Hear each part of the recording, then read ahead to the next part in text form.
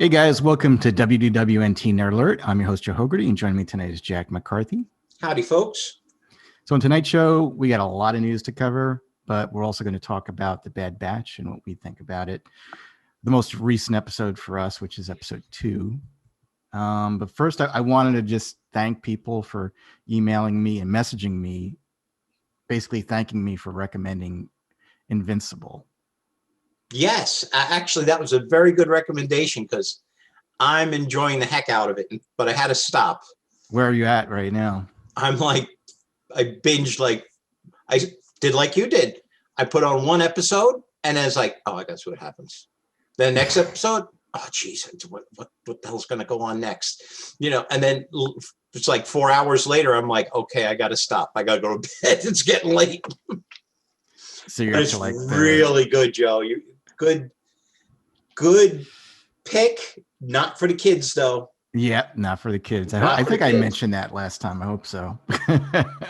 Because it seems like it's for the kids in the beginning, but then by the end of the first episode, you're like, nope. Oh my God, I know. I'm like, wow, this is pretty tame. Why did they put all those, was it like L, D, S, all those parental warnings at the beginning? Well, the parental warnings at the beginning, that's just for people. They're warning them about seizures because there's flashing lights. There's no real parental warnings other than that, just to let you know. No, but didn't they have the codes on the beginning?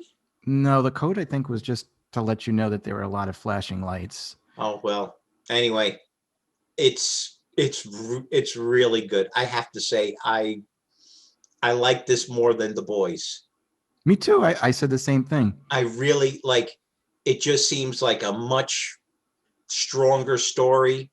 The characters, I think, are a bit better developed as it goes on. So yeah, it's pretty darn good. Yeah, and it doesn't feel like you're watching a cartoon at times because it feels so real, I mean, for me anyway. I don't think the animation is great. No, it's not. It's a standard animation, but the story pulls you in so much. I think that's what you're saying. You forget you're watching animation because you get pulled into this thing because the voice talent is great. And even though the animation is a little on the simple side, it still conveys emotion. It's like I said, it's very easy to get sucked into this thing. That's cool. I was telling Dan, it kind of reminds me a lot of Irredeemable at times.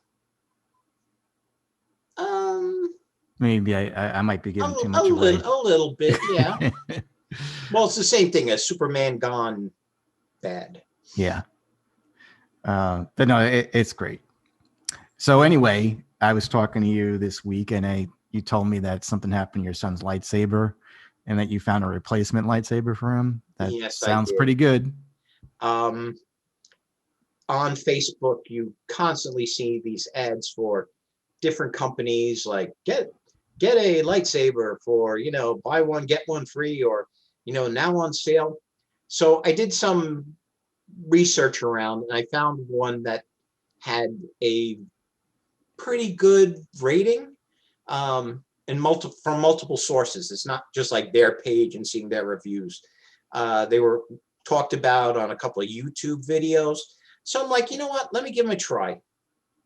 Now, this lightsaber, my Ultra Saber that I had gotten, had a couple of upgrades on it, but it still did not have sound, did not have a lot of features that people pay, and that can end up costing you $300-400 for a lightsaber.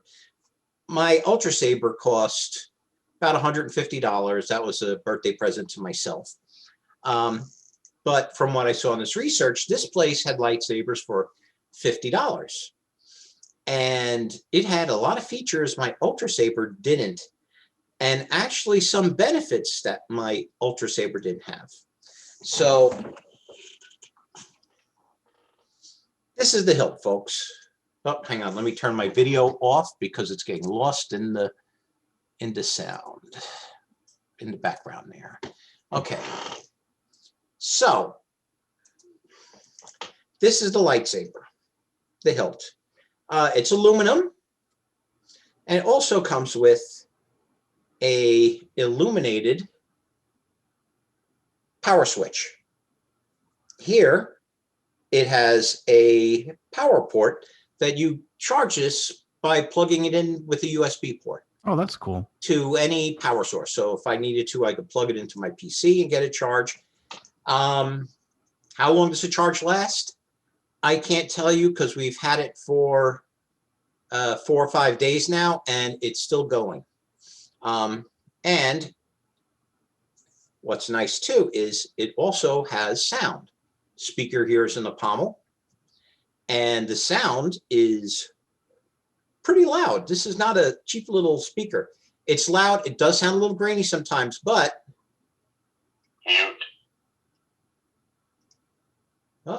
what was that? It's cycling through. Volume high. Okay, here we go. Okay, so it has the sound. It also has the swing. As you can see now, it looks real. this is, it's an RGB LED. So you could change colors all through the spectrum. Oh, that's really cool. Okay. For What's 50 also bucks. nice is it has a solid color blade, so it just looks the same way, which is what Ultra Sabers has.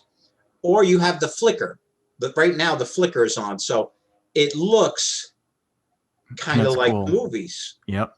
Okay. It's also a heck of a lot brighter than my Ultra Saber.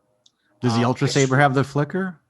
No, my Ultra Saber doesn't have the flicker. I mean, but does it have that option, you know, if you wanted it? You probably could. But that's pretty cool. It does look nice with the flicker. As I said, it is also made for medium to heavy dueling. So that's my Ultra Saber. I mean, Patrick and I have gone at it a few times with the Ultra Sabers, but this takes it to a different level because you also have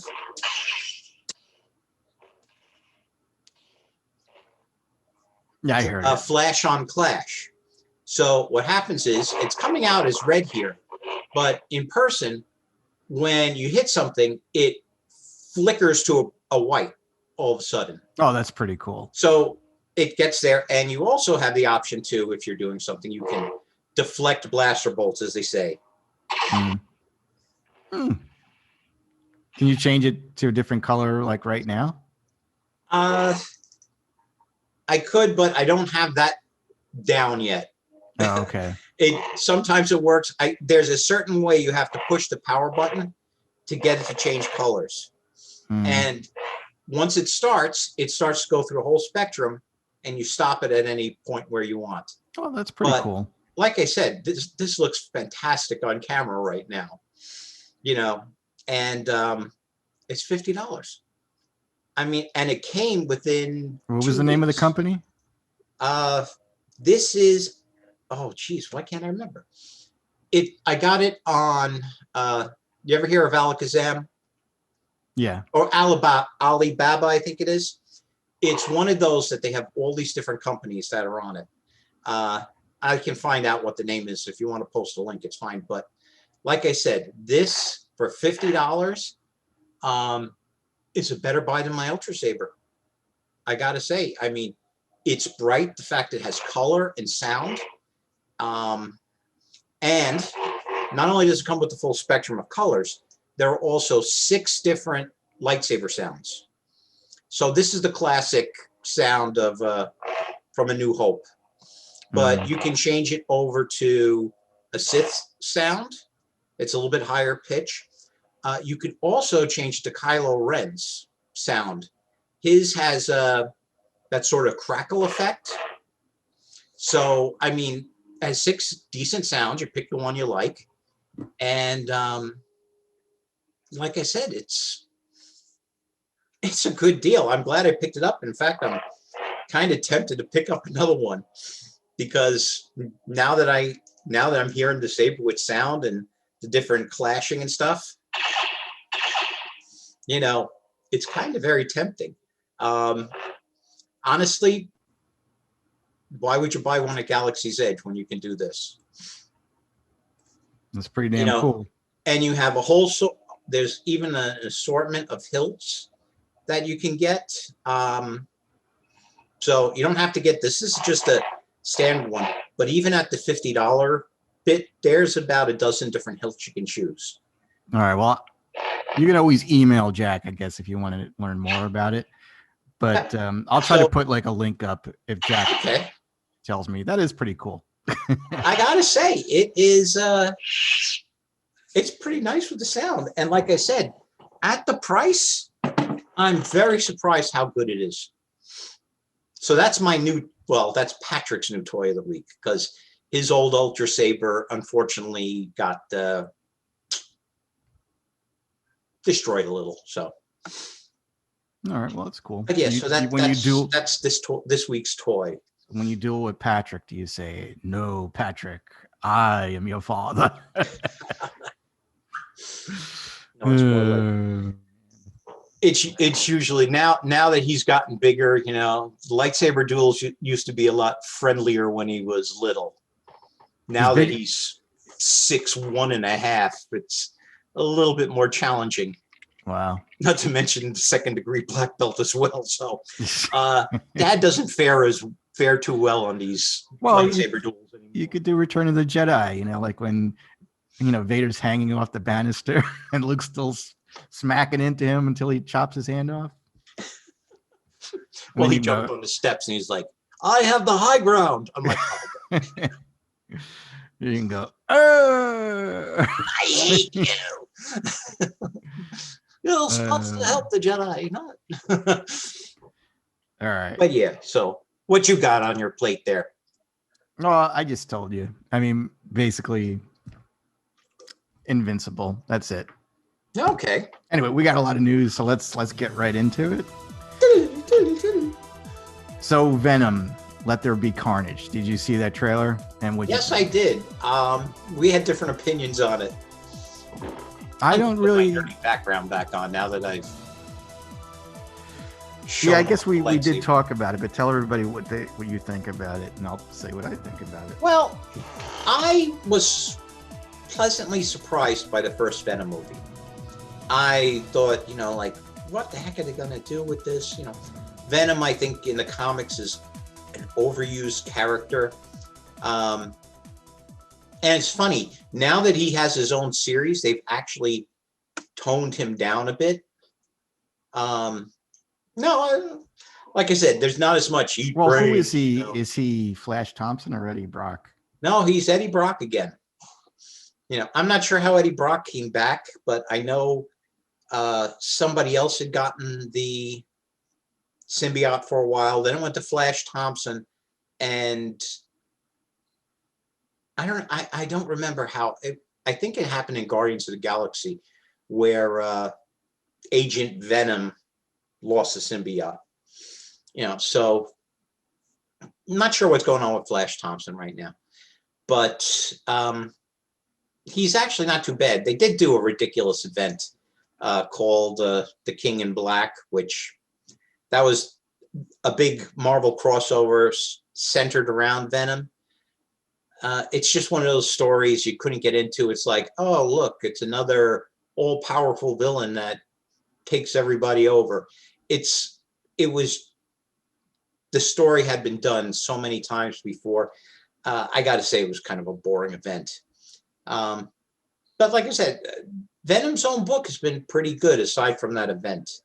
So going into this, I was a little bit surprised on what they did with the symbiote, how it's making him breakfast. And, you know, while he's walking around his apartment, tendrils are shooting out and going to the fridge and mixing batter for pancakes and stuff. I thought that was very funny. I also thought the scene where they go to the deli and the woman behind the counter is like, "Sorry, we don't have any cookies." And the symbiote is getting mad, like, "We had a deal." It's like, "I will eat Mrs. Jones," whatever her name was, you know, and he's like, "No, no, no." But whereas this is not the Venom lethal protector.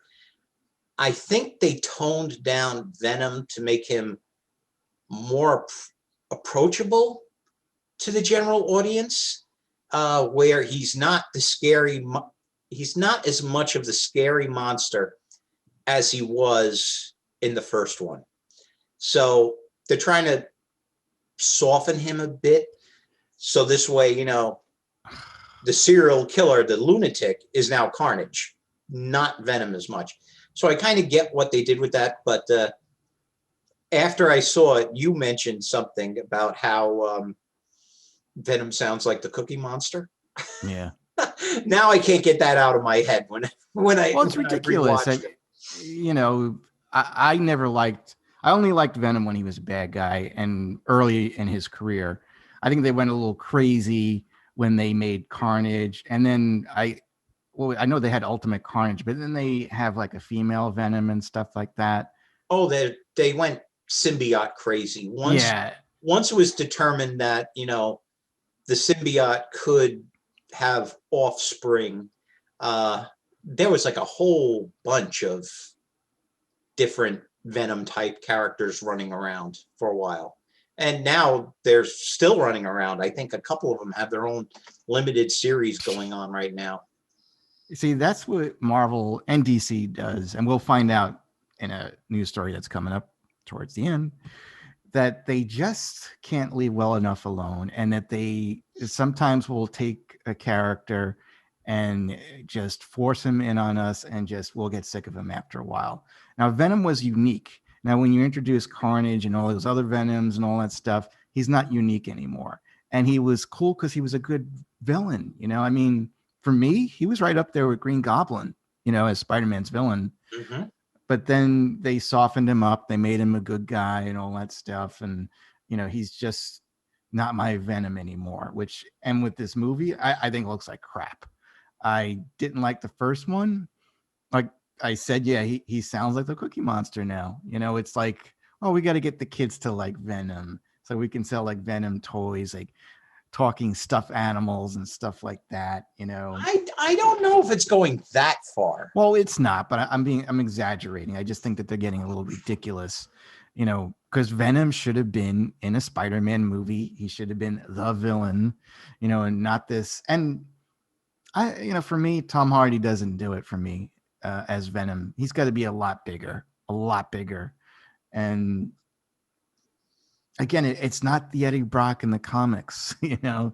Like again, the Eddie Brock in the comics, he used to work out a lot. I mean, that was part of the reason why he had that big physique. You know, that he towered over Peter Parker, his version of the symbiote. Right. And the problem is in the comics, though. I think we talked about this a couple of weeks ago. How in the comics they just seem to keep exaggerating. Like Venom was always bigger than Spider-Man because Eddie Brock was a workout monster. Yeah. You know, he'd go and he'd pump iron all the time. So it would be like comparing The Rock to somebody else that's a lot smaller. But, you know, now, like, a lot of times you draw Venom, by a matter of scale, he'd be like 10 feet tall. And yeah, it's ridiculous. That's where it gets ridiculous. Venom doesn't have to be that big because let's face it, he's an evil Spider-Man with a couple of extras thrown in because of the costume. He has all the Spider-Man powers, except he's twistedly evil. You know, I don't think he's crazy like Carnage is, but you know, he's a bad guy. I think he works best as a bad guy. He was kind of crazy, I think, in the beginning. You know, like he was hell-bent on killing Peter Parker. And, you know, I think that the symbiote, well, like it did with Peter, kind of drove him a little mad. Mm-hmm. Which, again, I don't understand that. How all of a sudden they became friends. How the symbiote was like, all right, you can make the decisions from now on. You know, if you want to be a good guy, you can be a good guy, you know. Well, Eddie Brock and the symbiote have a lot, I want to say closer, a much deeper relationship than it had with Peter Parker. Just he's had it on much longer, and he's been bonded to it. It never got to bond with Peter Parker. You know, it tried, and if it stayed on him long enough, it would have, but he got the suit off of him before the bonding could be complete. With Eddie Brock, they're completely intermeshed. So I guess there is a little bit more of a decision making because the costume never had a conversation with Peter Parker. No. You know, it would affect him, his emotions, but you know, Eddie Brock has arguments and conversations with. Well, I know. Again, like in McFarlane, when he did Venom, I think the last Venom story that he did, they were fighting on the beach, and Peter ended up winning because he convinced the symbiote to join with him, and the symbiote really wanted to join with Peter Parker, his original host, so much that he left Eddie Brock. And but the connection had already been formed, and it created the psychic backlash. Yeah. So I mean, like I said, I was pleasantly surprised by the first one. The second one, I will probably go see only because I enjoyed the first one. Woody Harrelson is great, but I wish they were doing something besides Carnage. They had to do that. What else were they going to do? Well, they have done lots of different stories with Venom. I mean, they've done them where SHIELD or AIM has wanted to get a hold of him just because they want the symbiote. It could have been Eddie Brock on the run where he's being hunted. Instead of being the hunter, which is what he turned into in the first one, just him completely being hunted and fighting back as best he could. I mean, that's a movie in and of itself. So there's different things they could do. This is a sequel, and they want to get not only the audience back, but they want to get more people in. I don't think that your idea for a sequel would have been as successful as having Carnage as the villain. Well, what if they introduced Kraven as hunting him down? That would piss me off beyond belief. Really? Because Kraven should be introduced in a Spider-Man movie. Like Venom should be introduced in a Spider-Man movie. Ugh. I mean, that's what I hate about Sony is that they're like, we'll introduce, Morbius, the living vampire. We don't need Spider-Man. We don't need Spider-Man for Venom. What are those other movies? I think they are doing a Kraven movie too. I am looking forward to Morbius. I'm not. I never was a fan of him in the comics, and I'm never a fan of any vampires in comics and stuff like that. I know you used to like Dracula and stuff like that. I just don't feel that they're needed, Well, it gives it a different twist, a different area to go into. Anyway, Werewolf by Night back in the day. I know you mentioned that, which shocked the hell out of me. By Night. Yeah. No, I just, like I said, I don't think it looks very good. I think Carnage looks a little okay, but it's whatever. It's coming out. Nothing we can do about it. Anyway, let's move on. You may be pleasantly surprised. Maybe, but I doubt it. I'm not like you that watches it whenever it's on TNT or TBS. I'll change the channel if I see something like that on. No redeeming qualities to that movie. Oh, it's not that bad. I'd say it's pretty bad. It's not the Snyderverse. Oh, I'd rather watch the Snyderverse than that. The Snyder Cut? We're getting there. Now, let's move on to any of it. Just any of it. All right, so Variety is reporting that China will not allow Shang-Chi and the Legend of 10 Rings and Eternals to be released in their country. And what I get a kick out of this is that Disney kissed China's butt. Basically, they made that movie for China, the Shang-Chi, because they wanted that nice China money, because they do contribute pretty big to the box office. I mean, they're the largest population in the world, too. Not that everybody can afford to go see a movie over there, but they have, like, what is it? It's definitely over 1 billion people over there. And lately, movies that have been released in China, they might make over $100 million, which is not bad, you know. Not bad. That's more than domestic take of a lot of movies here. And I'm sure they were relying too on selling merchandise over there too for the movie. But I mean, I don't know that much about the Asian markets with movies and stuff, but you know, I don't know. Shang-Chi looks like it could be good. I just don't. I'm not invested enough to track down a lot of information on it.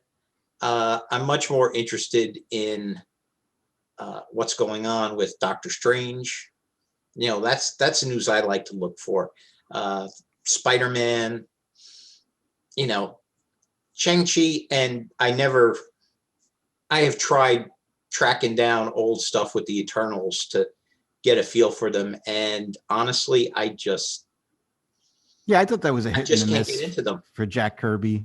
It's like he did it, but it's like I would never do a movie based on them. Well, Kirby did it, but then Neil Gaiman had done it as well. He had done a limited series on them, and he's done a lot of stuff.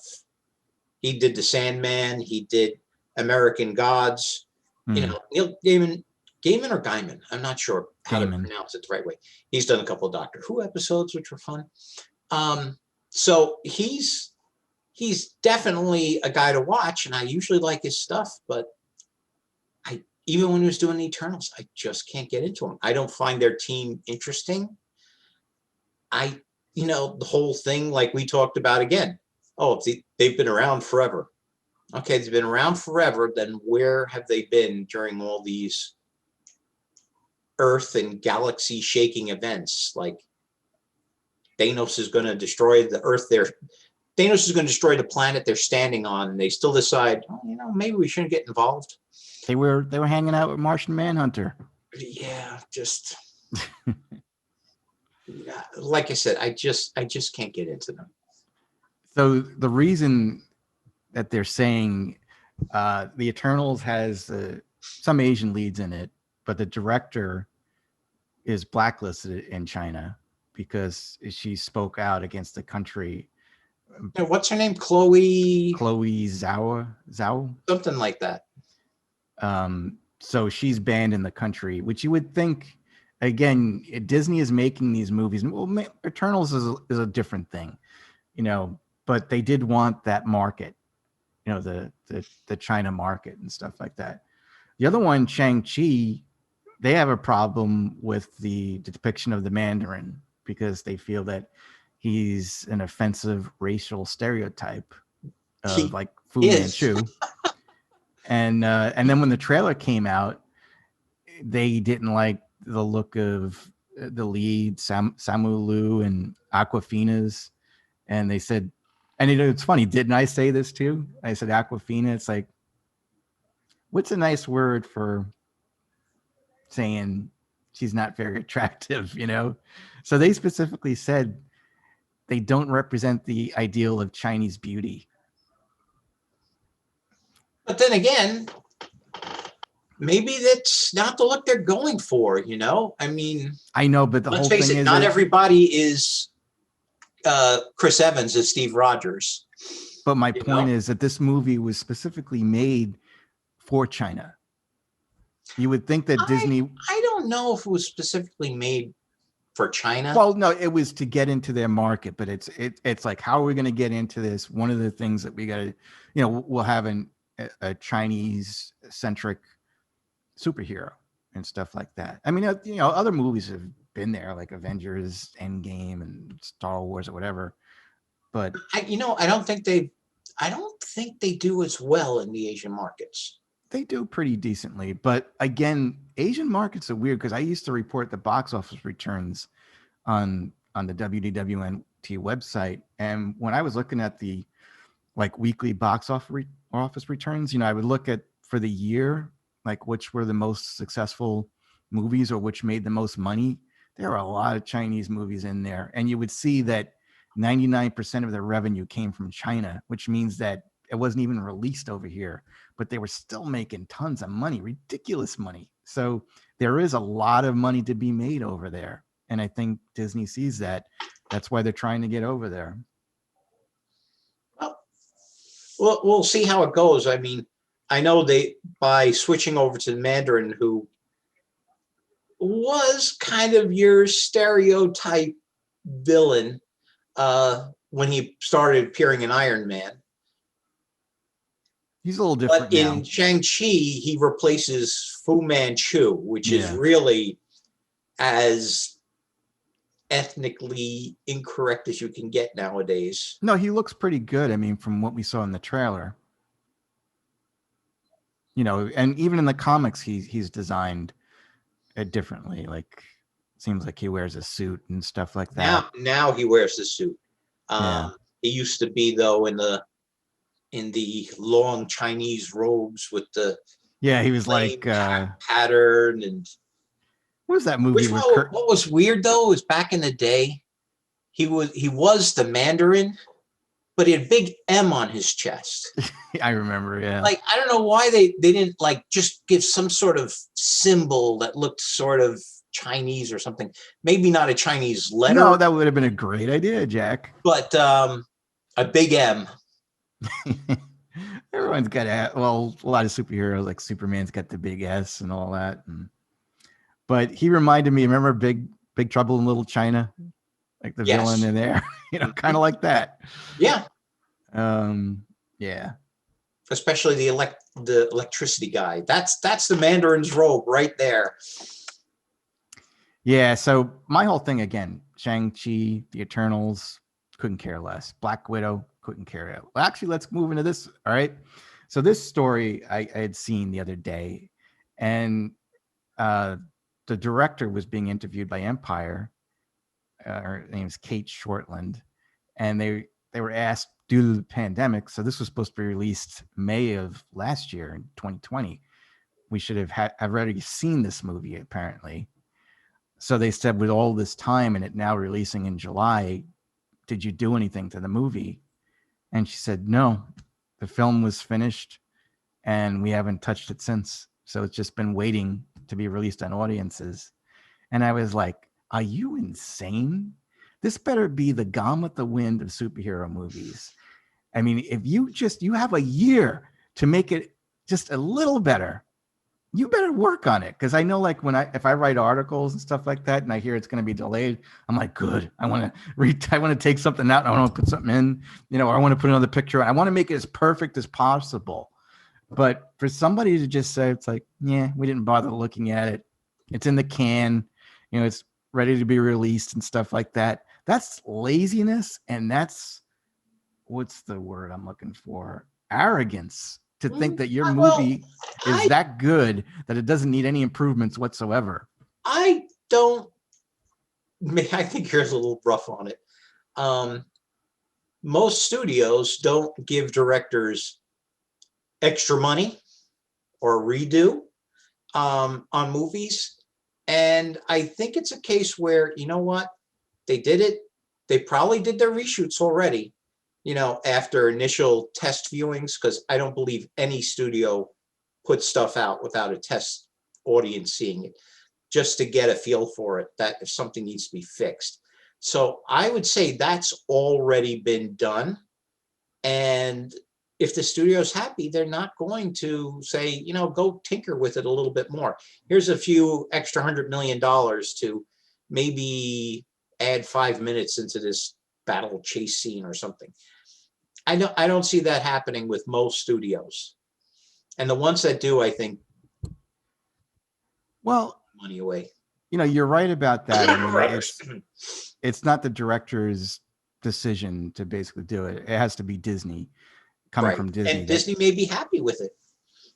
Well, no, I think I can guarantee you when I watch this movie now, I'm going to say, they should have took that out. They should have took that out. They should have took that out. I mean, right now, after seeing all these trailers, we've seen like 2 or 3 trailers for the movie. I'm just not interested in seeing it at all. I mean, there's nothing about this movie that says I'm dying to see this. Like when, you know, Captain America or Thor or Iron Man came out. You know, she's not that caliber of a character, but I am looking forward to it. You know, again, like what we were saying, like with Invincible, we don't know any of those superheroes, but the story is what drives us.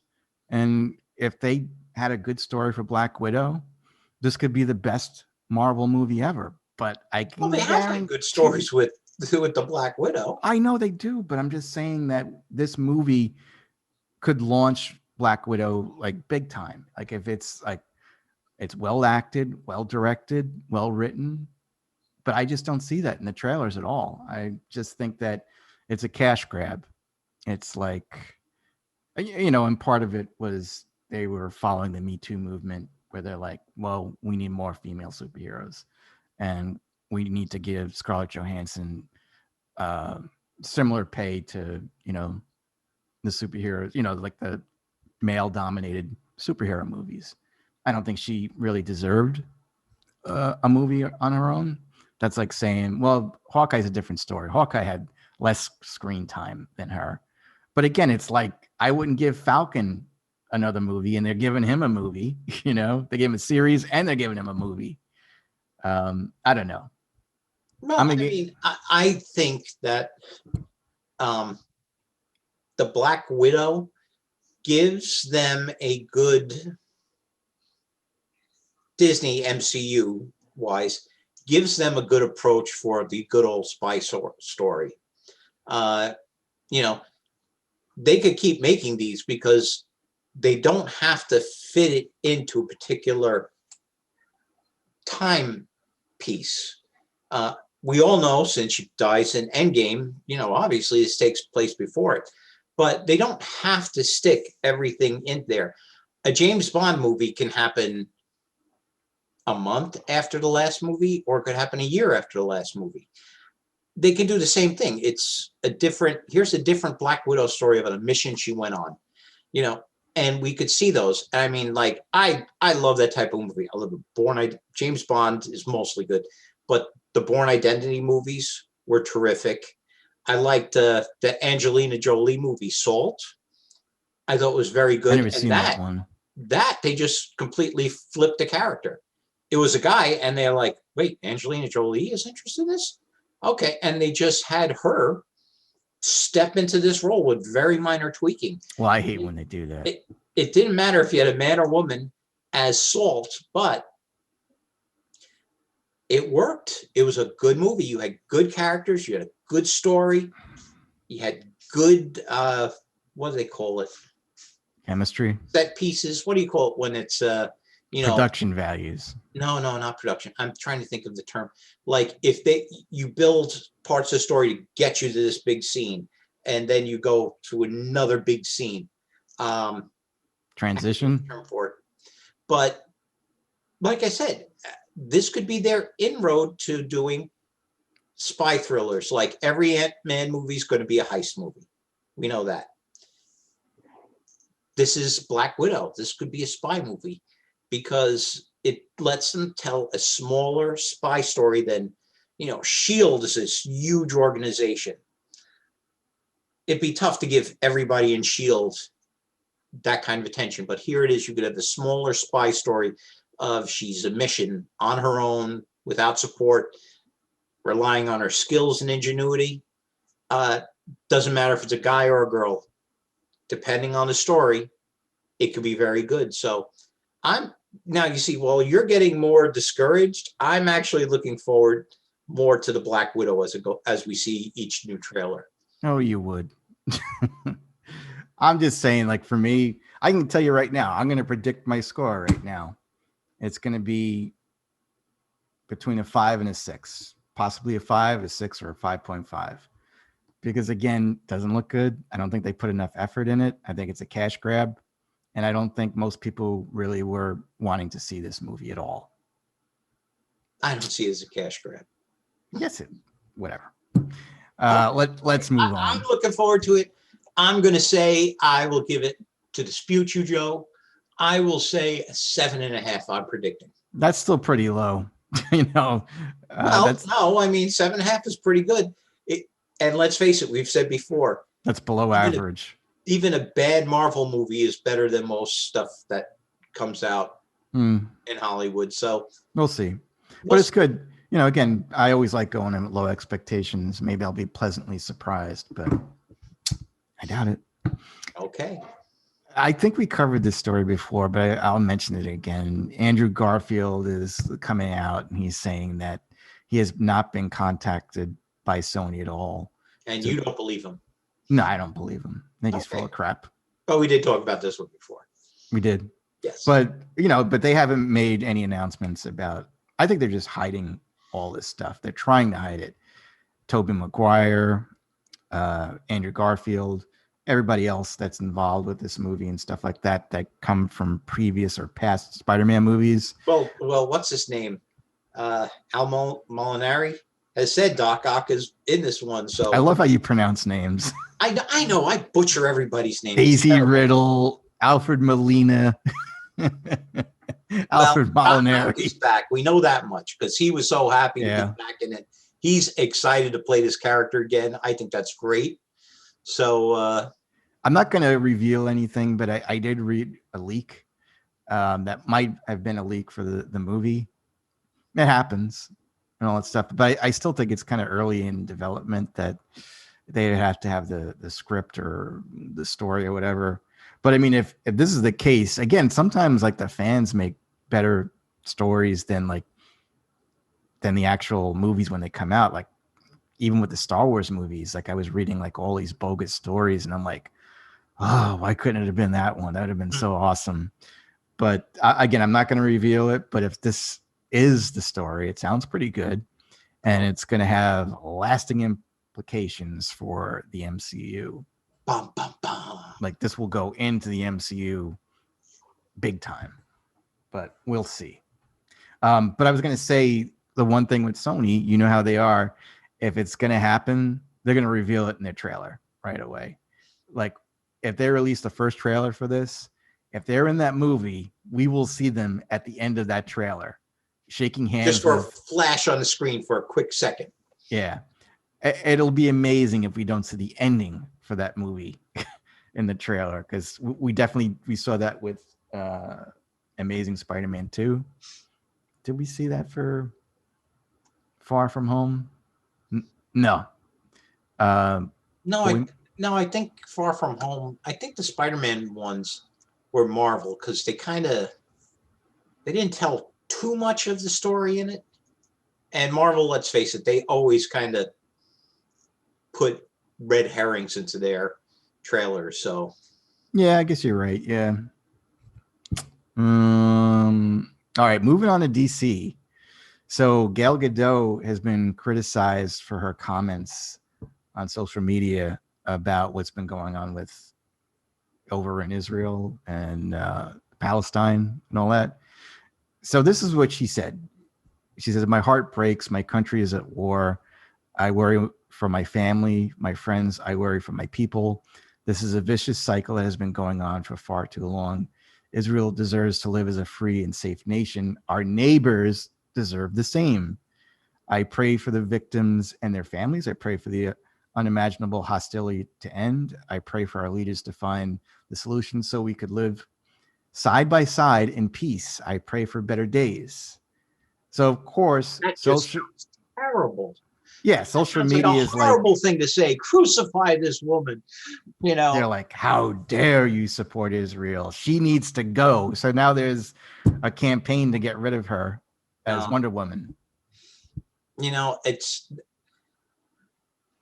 that is a situation that is just so ugly and convoluted. I don't know how that will ever be solved. I don't know. I feel for those people on both sides because I don't know how that could possibly be remedied. I don't know. It's over territory. It's over ideology. It's just such a tough spot. And here's hoping they can get some sort of peace worked out before it goes on too far. It's just, she's right where this has been going on for forever almost. And I if there was a solution, I wish I knew it. I don't know. Well, no, it's definitely very complicated. I mean, I can't really discuss what's been going on there because I'm really not too informed about what's going on there too. Like, how the history of how all this started. I did do some research, and again, I need to do more research, but it's kind of hard to determine, who was right and who was wrong, during the situation, that started things and stuff like that. Again, I need Yeah. to do more research about it. It's tough, for them to stop. But I think that, her statement, basically, she's from Israel. She served in the Israeli military. Um, she just was worried about her family and her country, but she also kind of gave condolences to the Palestinians too. Yeah. I don't understand. I don't know how that statement could be overly offensive, but then again, the two of us are in either group. All we can do is watch and hope they can work something out, because I think one of the worst things to do is jumping onto a side on this.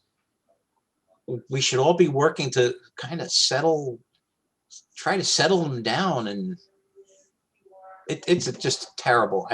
I watch the news, and the destruction that's going on, and I couldn't imagine walking on the streets at night and seeing missile trails streaming through the sky and hitting things all around. And No, I haven't watched the news. I mean, I just basically try to stay away from it. I mean, I kind of like do some glimpses, like if I, read some stuff online and stuff like that. But I haven't watched CNN, Fox, MSNBC. I just stay away from them.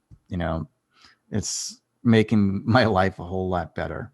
It gives me a better attitude towards things. But I'm just saying that I think that what she said was fine. I think again, some people look for fault in everything that somebody says, and that they have to understand where she's coming from. I mean, she was not born in this country; she was born over there, and she does have family there and stuff like that. So of course she's going to be concerned. yeah, she probably has a lot more at stake in this than a lot of people criticizing her. Like you said, she has family and friends over there. It's just tough. But like her statement kind of said, like we were saying, we just hope it works out and everybody can settle down and come to some sort of agreement and just stop shooting and killing each other. It's just a terrible situation all around. Yeah. Well, happy news, Joe. We need happy news. Give us a good story now. We have to wait a little bit. Oh, no.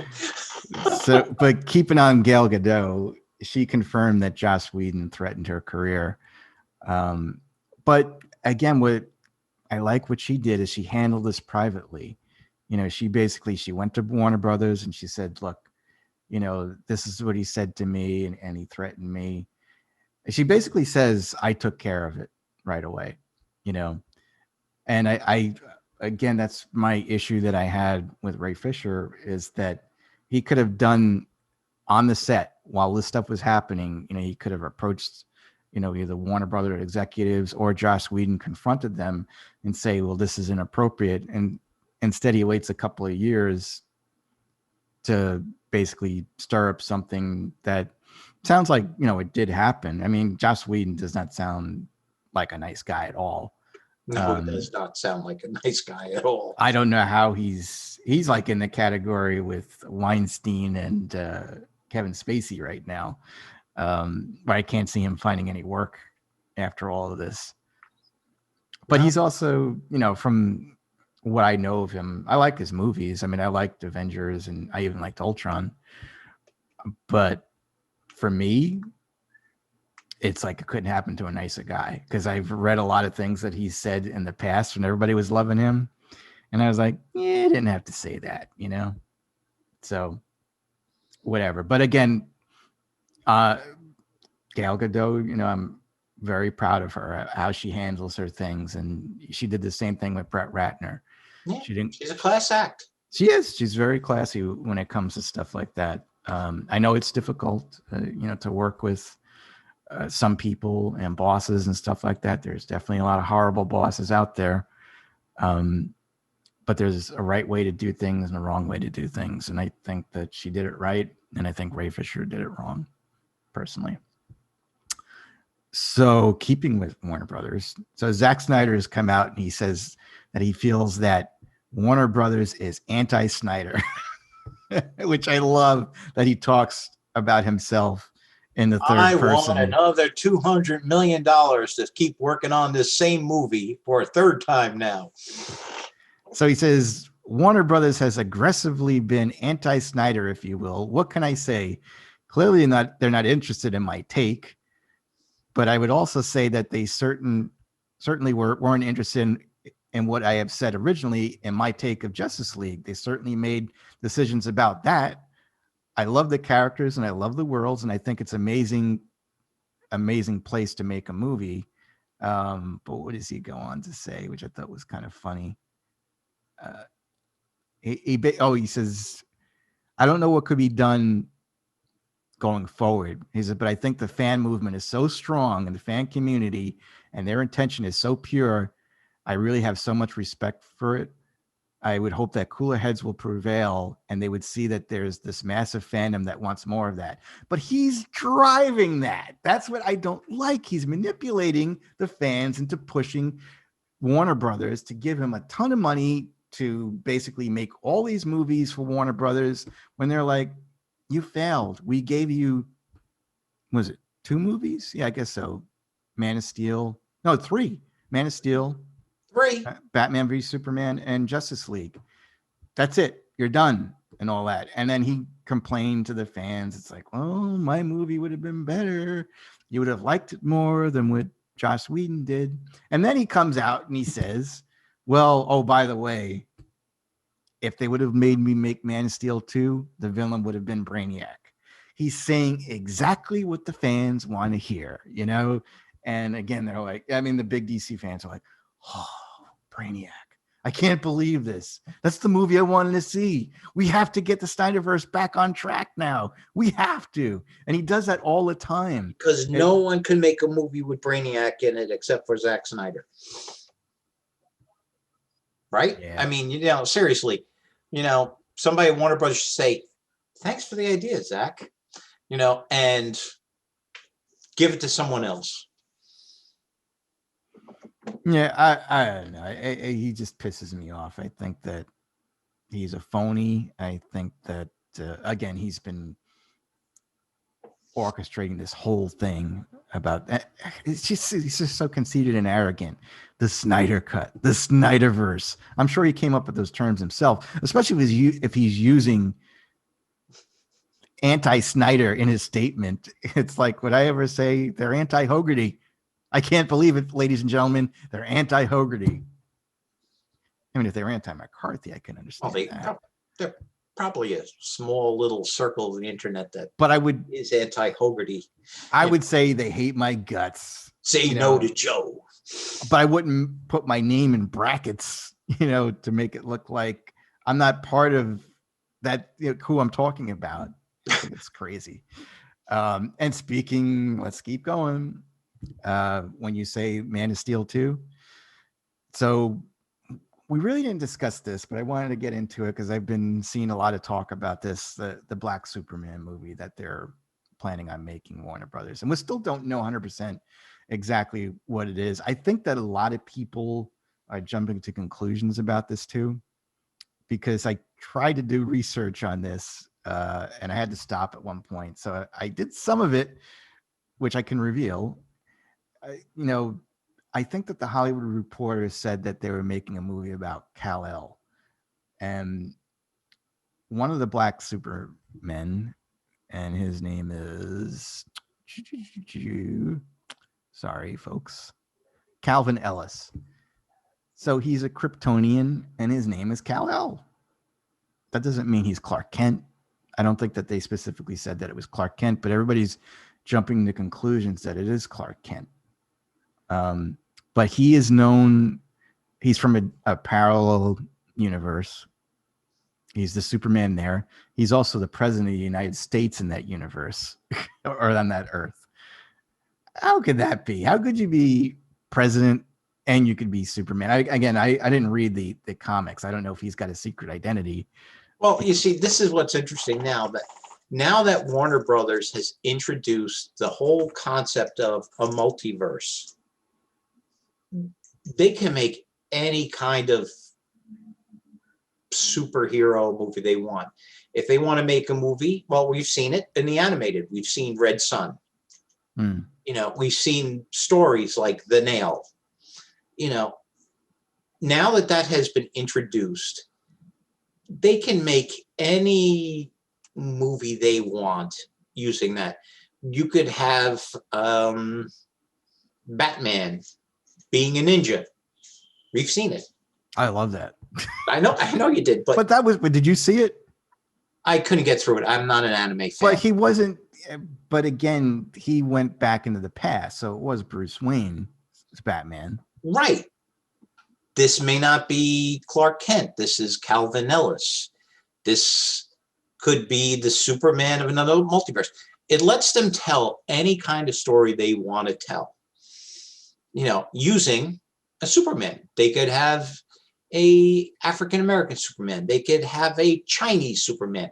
They could have, I don't know. They could have any Superman they want to tell their story. And if they have, you know what? Superman wanted to be president because everybody loves Superman and all the things good he's done in the world, he's elected as president. They can do that in the multiverse format now. The same way we had Gotham by Gaslight of Bruce Wayne set in old London trying to figure out the whole Jack the Ripper issue. You can do that now on screen anytime. You could always do it in comic books because, you know, people will pick it up if it sounds interesting and read it because it only costs them $5 to get the book. Well, my point is, I mean, I could see Superman being president just due to the fact that he is superior in so many ways that we are. I mean, just say he's not Superman, that he wants to run for president. He's got superior intellect. He's got a lot of things that we can't do and stuff like that. So I can see him being successful in the political realm. What? I think Superman has super intellect. He has to have superior intellect. He's able to read faster than us. He's probably able to,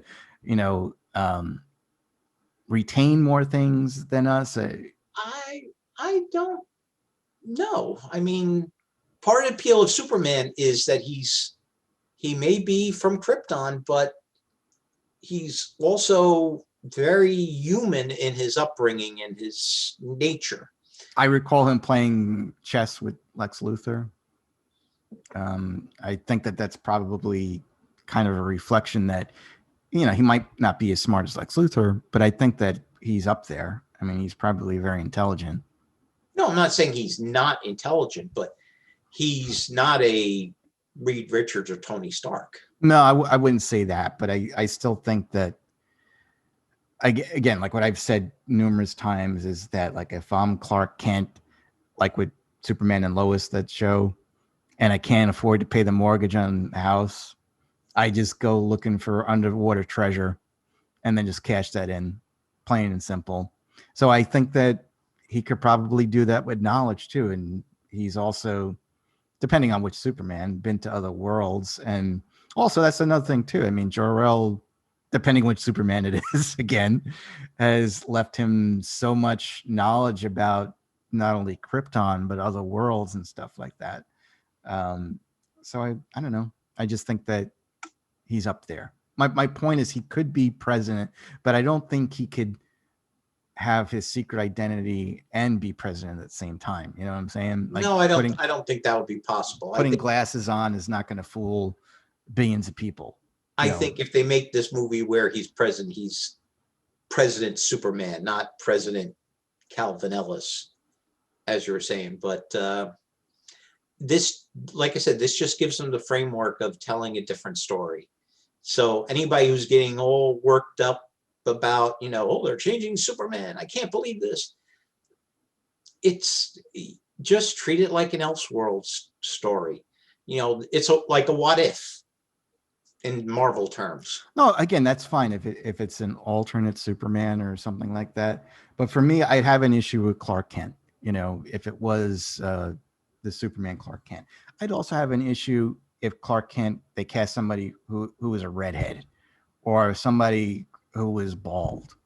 Superman has got to have black hair, with And the a little little S stick curl, and stuff like that. I mean, it's what I see in my mind. I mean, I had issues with a lot of the Supermen, which I was actually going to discuss here. So George Reeves, didn't like him, just didn't feel like Superman to me. Christopher Reeve, the one, you can't go. I don't think anyone is above him. He's the perfect Superman. Dean Cain, never liked him. I liked him. I think he was a good Clark, but I just didn't buy him as Superman. And that costume was too silky. Silky, shiny, No, I thought his costume was good, but okay. No, I didn't like it. Tom Welling. My problem with him is just him, is that he was so against playing Superman that he wanted to play Clark Kent his whole life. He never wanted to put the suit on, and I think he never did. I think that someone else might have put the suit on. It was like 10 seconds, if it was that much. And this is again, you saw him open the shirt, and then you saw like a red streak or a blue streak. Yeah. I mean, I get how he was reluctant to do it because the whole point of it was the story up until he becomes Superman. But he's doing all these Superman things anyway. So just become Superman or end it. But like, as an actor, I'm like Mark Hamill, who the hell are you? It's like, you are not that character. You do not write the character. You are not the director.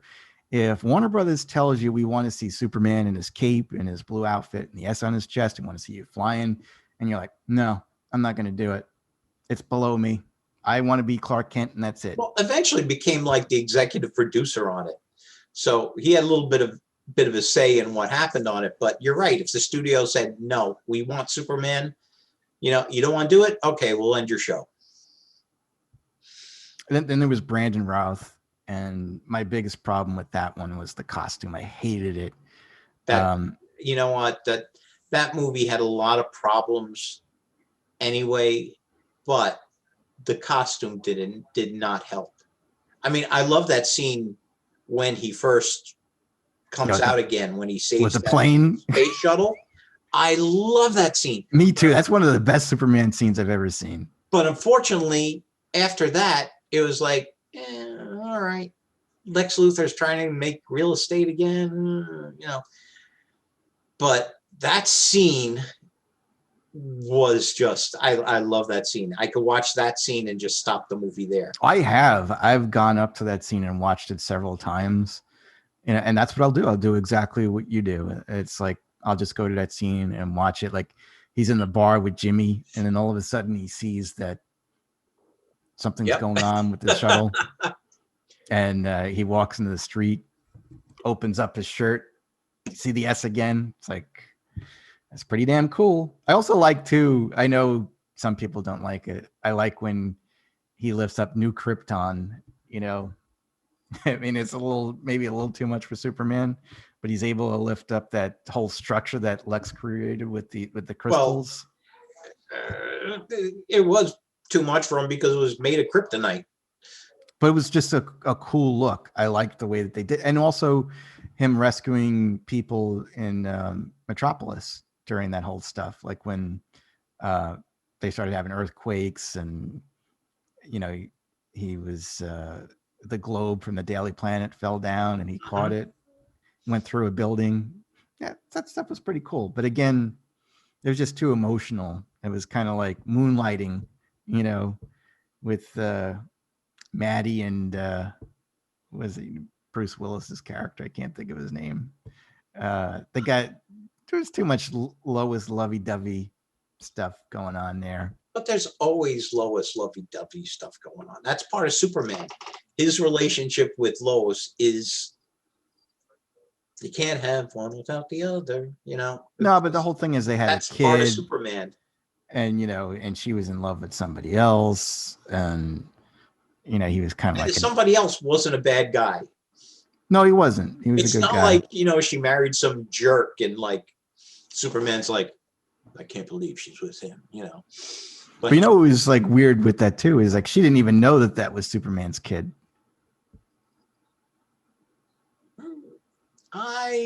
She didn't know. She only knew I didn't get that impression. I think she suspected Well, this follows Superman 2. At the end of Superman 2, he ends up kissing her and he wipes out her memory. So she doesn't remember. Oh, but come on, in Superman 4, that awesome movie, it was revealed that Lois did remember. Well, she didn't really remember. I mean, he took his glasses off and he had the Superman suit. No, he had the glasses on and the Superman suit, and he caught her. So of course she's going to say, "Clark, you're Superman," Anyway, we're getting a little too far into that. Yes, we are. Henry Cavill, love him as Superman, just a little too dark. Tyler Hoechlin, I like him. He's the guy I like. I like him as Superman. Whereas the Christopher Reeve is great, but that movie is just too dated for me. The theme is still my favorite all-time piece of music ever, but the movie is kind of dated going back and watching it now. It has some nice nostalgia value. Wait, say that again. Which one are you talking about? Christopher Reeve. You're talking about Superman the movie is dated? Yeah. I find it very dated. It's still a good movie. I'm not saying it's bad. No, but it's the 70s. I mean, it took place in the 70s. We kind of get a glimpse. I get that, but it's like, reading a comic book from 30 years ago, and it's just I get it, but I'd rather watch something a little bit more recent. I like the new guy as Superman. I enjoy watching him. No, I like him, but even my point, Henry Cavill, Tyler Hoechlin, they barely made the cut for me because there's something about them that still doesn't look like Superman for me. I know you like Cavill. I like Cavill. I think he fills the suit terrific. He looks the part. When he has those small moments, like in Justice League after he helps rescue the kids from the fire and stuff, I wish we saw more of that Superman, but the problem is not Henry Cavill, it is Zack Snyder. And it's what the guy had to work with, because I thought when they let him show a little bit of charm, he was a good Superman. But the problem is no one wants to see depressed Superman. Well, it's interesting too, because I was watching Tyrone Magnus. I don't know if you know of him. He's this like YouTuber, streamer, and he's very good at what he does, and he's a really big DC, Marvel, Star Wars fan. But I didn't know that he wasn't in support of the Snyder Cut, Henry Cavill, and I can understand that because that was the Superman. That's the one thing Whedon got right. His version of Superman is very good in that. Mm-hmm. But yeah, Henry Cavill ended up apparently on his birthday. Warner Brothers informed them of that they're going forward with the new Superman, and he unfollowed Warner Brothers and DC on his birthday. Yeah, it's kind of it's very disrespectful and all that. But I don't know. We'll see what happens. Opens him up to play Captain Britain. Yeah, you're right. Well, a lot of people say it opens him up to play James Bond, but I don't know if I'd want that. I think he's a little too big for James Bond. But then again, he can kind of trim down a little bit, I guess. No, but I think you're right. He's a little too big for James Bond. But let's face it, he's got to be wearing a superhero costume at some point going forward again. And I think if they do bring in a black Superman, I hope they choose an unknown like they did with Christopher Reeve.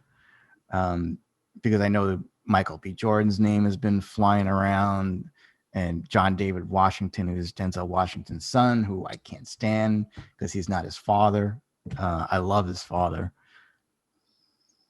But yeah, I'd like to see an unknown, take on the role. I think that would be cool. And as long as it's an Elseworld story, I'm okay with that's it. It's gotta be story first. You need to have a good story, not diversity, inclusion first. That has to come second.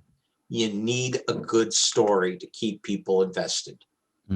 Well said. If it's stunt casting, and that will not hold up.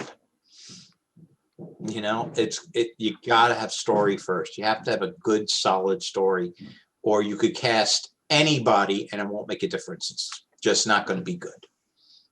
All right, so this is our last news story. So are you familiar with this series that's going on in New York State? New York State. Oh my God, what am I thinking? The United States of Captain America? No. You haven't heard this? This is to honor Cap's 80th anniversary. So apparently they're going to have Steve Rogers, Bucky Barnes, Sam Wilson, and John Walker all kind of get together. For some reason, Cap's shield is missing, and they go on a road trip across the United States to look for the shield. And along their way, they meet all these different Captain Americas. You haven't heard this at all? I haven't heard of this at all. So they announced the first three.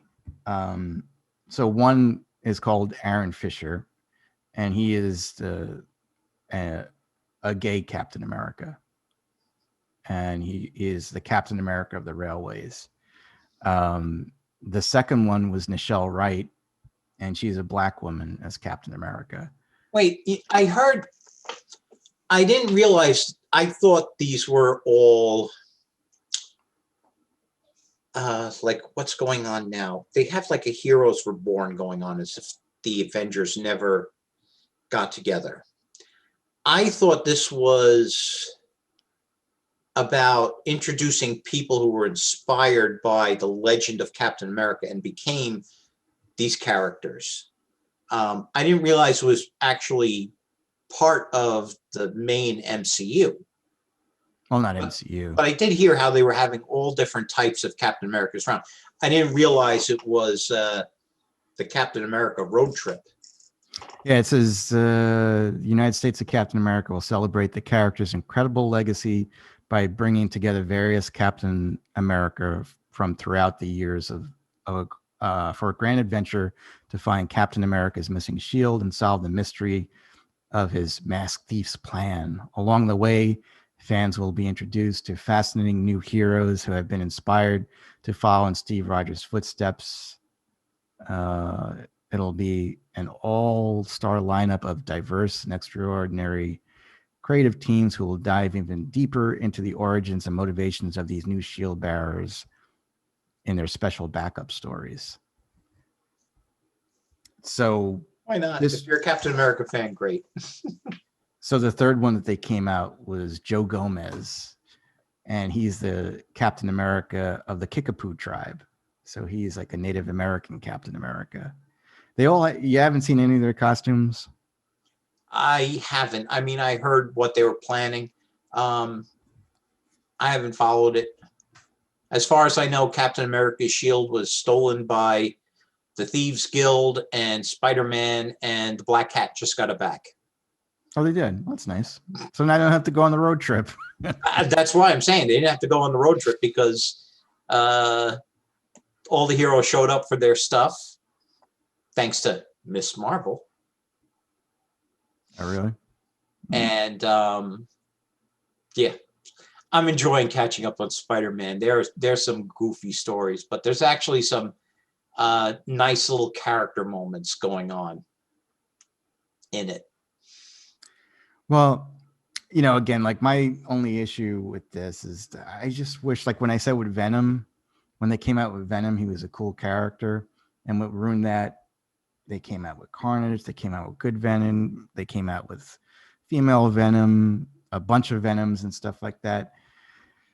There should only just be one, you know, as far as I'm concerned. And I feel the same way about Captain America, Superman, Batman, Spider-Man, you know.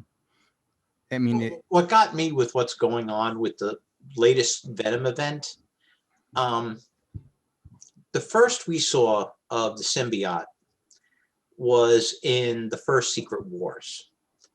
And Peter Parker himself, when he put the suit on and he got the white spider, he's like, yeah, I really like that. So he got that idea from Julia Carpenter, the Spider-Woman with the black and white suit. well, I know that was during like Secret Wars and right. So now but he was thinking of her or something like that. Yeah, he really liked that design. Okay. So that's why it kind of got adapted onto the suit. Well, in this current storyline, the all-powerful guy that they have to fight, the King in Black, is this imprisoned god called Null, Knull, and he's got the spider symbol. He's been held captive prisoner in some void for billions of years. He comes out, and every character that he brings along with him, he brings like an army of dragons and symbiotes and all this stuff. They all have the Venom spider on them. It's like, wait a second, where the heck is this coming from? Why do all these people from millions of light years away showing up with the same symbol as Venom, which is obviously a spider?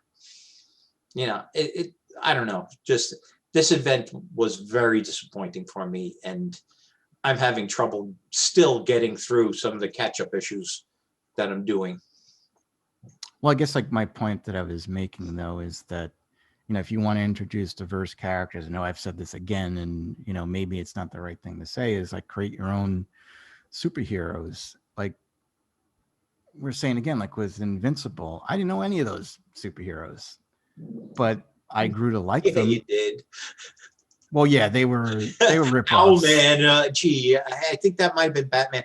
I thought Fishman was very funny because it's obviously everybody in this is a stand-in for Justice League, but every Aquaman always gets the short end of the stick because everybody else is human, and obvious play on the Justice League.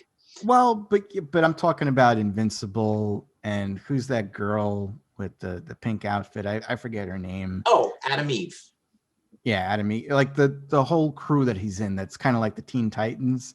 Now they're very original, I would say. Well, yeah, they're pretty good. I mean, some of them are very close to Doom Patrol. That's what I got the. But I'm trying to say is that we got behind them. Like you can create like any kind of character, and as long as the story is good, you know, we'll get you.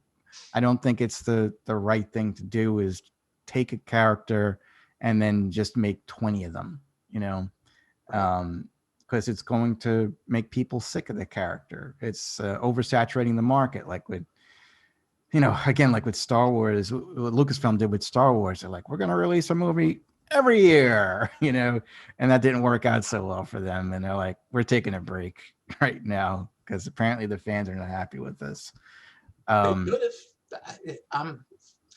They could have. I mean, like I said, I think that the problem there was not the films; it was a promotion of it. Well, yeah, but you know what's funny is that the majority of those movies, they still made over $1 billion, and they're like, that's not enough. You know, like, and nowadays, $1 billion, if you don't make over $1 billion, you're a failure. You know, that they should have been happy with the money that they made. I mean, again, I don't know. But my point is that I don't know how many of these. I think they're releasing a new character every week or every 2 weeks or something like that, and they're up to number 3. I don't know how many there are. I mean, what are they going to be, like 10 of them? You know, and they're all living in the United States. These are one and done. I don't think any of these characters. I don't know. Once the captain squad leaves that town, that character is not going to be ever brought up again, probably. I would say that a lot of them are probably going to get their own books. I don't think so. I don't, because I don't think they can support books. Like we said, when Marvel did that switch to change, their characters to younger or alternate versions, not many of them are sticking around. A lot of them, those series are canceled. I don't think that Marvel is going to invest too much time into these. But they're being introduced to tell a story about not themselves, but the story is about the legacy of Captain America and how that inspired them. I don't think we're going to see much of those characters going forward. Well, I think you're wrong, but we'll see. Okay. I have a feeling. I would say that the one that they released recently, Joe Gomez, I think he looks pretty cool in different, like the cover looks pretty cool, but then when I look at the actual design, the etchings that they did for him looks a little weird. But and again, it's almost like, like when girls used to collect Barbie and there were so many different Barbies and so many outfits that went with her and stuff like that. It kind of reminds me of that. It's like, well, we got a new Captain America outfit, for Native American, because it has like some of the fur from his tribe and stuff like that. You'll have to see it. I'm posting pictures of what these outfits look like. All right, that's it. So let's get into the Bad Batch real quick. And what'd you think about this latest episode? It was called Cut and Run. I liked it. I like how they're not the only clones. The whole concept of a deserter clone is interesting because I didn't think they could really desert. Like the Bad Batch has obvious problems with them, even though those problems are kind of advantageous, but there's something that's different about them, which is why they're able to desert and leave. Seeing that there are other clones with the same issue, I'm interested to see where that kind of thread goes. But I'm liking the Bad Bunch. I know you weren't a fan of their introduction, but you've warmed up to them in their own series. I like it. Even the little girl didn't bother me that much this episode. I think she's good because, again, she's flawed at times. That's what I like a character like that they're not perfect. Like what some people used to call a Mary Sue. Right. That they never make mistakes and that they're better than everyone else around them. She's not. This mistake this week almost got her eaten. Yeah. But the things that she does though, too, I feel like it's rational. When she does them, like when, like some people said in the previous episode where they were trying to escape from Camino. And then all of a sudden she snipes, not Bullseye. I can't think of his name. The guy that defected, who was the sniper. Cross. Crossarm. I was gonna call him. I forget the name. I was gonna call him Cross Eyes. I don't think that's his name. Crosshair. Crosshair. That's it. Yeah. Lucky shot, I would say. I didn't. Again, like you said, it's a new me. That I'm not. Hating all these things, and I don't see anything wrong with that girl. I think that it's fine. The only thing that I find weird though is that they went back once they realized that she was a clone. They're like, well, we got to get her out of there. And then as soon as they get her out of there, they're like, we got to get rid of her. It's like, I don't think it was get rid of her. They saw when they what was the name of the deserter clone? Oh, in this episode? Yeah, that when Cut. yeah, that they saw like, hey, you know what? She's got a chance at a more normal life where she'd have like kids her own age, she'd have a mother, a father. You know, I'm sure they're all looking like, hey, you know what? That's a much better life than being on the run with four former soldiers. So I kind of get. I don't think they went there with the intention to ditch her. No, but why wouldn't they leave her in Camino? I mean, because she was treated very well by that female Camino. You know, I think she had a good life there. I think they saw the writing on the wall that Tarkin was wanting to just get rid of the clones. Well, again, I don't know the whole lore of that. Didn't it just like after the clones died out, they just replaced them with humans, or it seems like they're replacing them now with humans? Yeah, that's just it. I mean, I thought it was an issue that the clones hit a certain point and then they started rapidly aging. Yeah. So they, they were short term. They might live for only 20 years. They were grown quickly to hit adulthood, and then, after a certain period of time, they just continue to age. But we saw that wasn't the case. The fact that Rex and the crew were still hanging out on that planet in Rebels. I thought you were going to say Return of the Jedi, and it was going to go. No. Oh, well, and then retroactively, Rex is running around on Endor. But I thought they died out, which is why they started getting troops. But that doesn't seem to point. It seems like the Empire got rid of them so they could hire conscripts. But it kind of doesn't make sense, really, why they got rid of them. When I think about it, I mean, every time they've made mention of them, they're saying how the clones were just so much superior to the stormtroopers because they had the training ingrained, into their whole makeup, and they didn't question orders. They, completely 100% loyal. And you don't have that with people that you stole from their families and forced into military service. So you're right. It doesn't make sense to do that, but who knows? Star Wars. I guess it's a good story for Lucasfilm. I mean, I guess we're going to learn a little bit more about that decision in this show, because let's face it, they're on the run. They got to start asking the questions of why do they want to replace us? They're getting rid of the clones. Why do they want to get rid of us? So I think they'll start to get into that a little bit more as they go on. So what I thought was cool, and I was going to ask you this last week, is like they're changing the design of the Stormtrooper suits and stuff like that. Like it's no longer the colors. I mean, they're all white, but they still kind of look like clone troopers. They don't look like Stormtroopers. Do you think like we're going to see that design at some point? I think eventually we'll see it. I mean, during that's my favorite design. I still like that. During the Clone Wars, I mean, we saw them go from the Attack of the Clones, eventually moving forward in their designs of the armor to like the different phases. Phase 2 was like Return of the Sith. I think, and now we're seeing, more specialized, like look at the Bad Batch. All their armor is completely different from your standard clone trooper.